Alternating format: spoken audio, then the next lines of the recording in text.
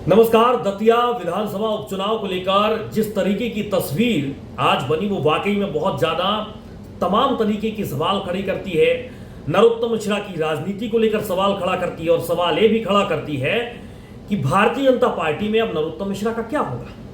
ये सब कुछ मैं इसलिए कह रहा हूं क्योंकि आज जो तस्वीर एक मंच पर नजर आई वो बहुत दूर तले तमाम सवाल खड़े कर दिए।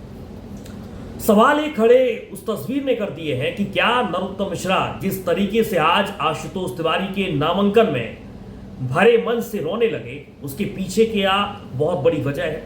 क्या वाकई नरोत्तम मिश्रा को टिकट कटने का इतना कष्ट हुआ कि वो कष्ट को रोक नहीं पाए और एक कष्ट आंसुओं के साथ निकल आया।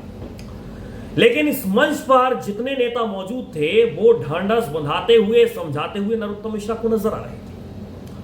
नरोत्तम मिश्रा ने जैसे ही मंच से भाषण दिया और जैसे ही वो कुर्सी पर बैठे मंच पर सबसे पहले उन्होंने सभी से हाथ मिलाया और हेमंत खंडेलवाल बीजेपी के प्रदेश अध्यक्ष जो ढांढस बंधाते हुए नरोत्तम मिश्रा को नजर भी आए।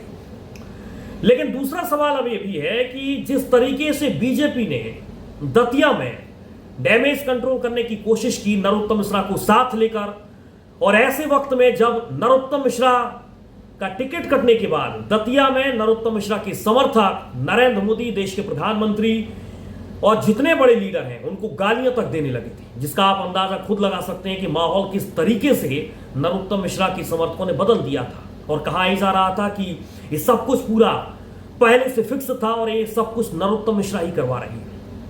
लेकिन अब दो बहुत बड़े फैक्टर दतिया उपचुनाव को लेकर उठ रहे हैं। दतिया चुनाव को लेकर दो सवाल भी उठ रहे हैं। पहला सवाल यह है कि आशुतोष तिवारी जो भारतीय जनता पार्टी के संगठन के बड़े नेता हैं, अगर वो चुनाव जीत जाते हैं तो सबसे बड़ा सवाल यह है नरोत्तम मिश्रा की राजनीति को लेकर, और यही दर्द उनका आज छलक भी आया आंसुओं के साथ। दूसरा यह है कि अगर आशुतोष तिवारी चुनाव हार जाते हैं तो ठीकरा नरोत्तम मिश्रा पर फोड़ा जाएगा कि आपने पहले चुनाव जीता नहीं, यानी कि आम चुनाव जब 2023 का हुआ था मध्य प्रदेश में, और आखिरी वक्त में आपने आशुतोष तिवारी का साथ भी नहीं दिया और इसीलिए आशुतोष तिवारी की हार हो गई।